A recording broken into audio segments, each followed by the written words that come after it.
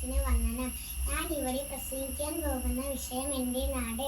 India മഹാരാജ്യത്തിന്റെ തെക്കു പടിഞ്ഞാറായി സ്ഥിതി ചെയ്യുന്ന പടിഞ്ഞാറ് അറബിക്കടലിലും കിഴക്ക് പശ്ചിമഘട്ടവും അതിലിടുന്ന പ്രകൃതി സുന്ദരമായ ഒരു കൊച്ചു പ്രദേശമാണ് എൻ്റെ നാട് കേരളം. വലുപ്പത്തിൽ ഇന്ത്യയിലെ 21ാമത്തെ സംസ്ഥാനമാണിത്. പ്രകൃതി സൗന്ദര്യത്താൽ സമ്പന്നമായ 14 ജില്ലകൾ കേരളത്തിലുണ്ട്. കേരളത്തിന്റെ തലസ്ഥാന നഗരം തിരുവനന്തപുരമാണ്. കേളികേട്ട് തൃശ്ശൂർ പൂരം നടക്കുന്നത് നമ്മുടെ കൊച്ചു കേരളത്തിലാണ്.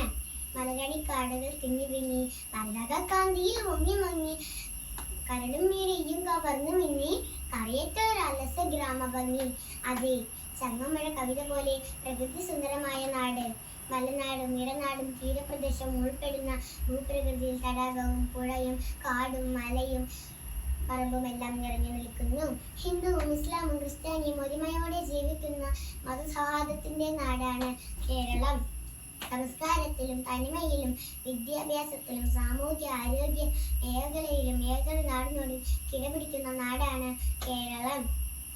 രാഷ്ട്രീയ പ്രബുദ്ധതയിലും കലാകാരിക രംഗത്തും കേരളം മികവ് പുലർത്തുന്നു. അങ്ങനെ എല്ലാം കൊണ്ടും ദൈവത്തിന്റെ സ്വന്തം നാട് എന്ന പദവിക്കർഹമായ നാടാണ് കേരളം.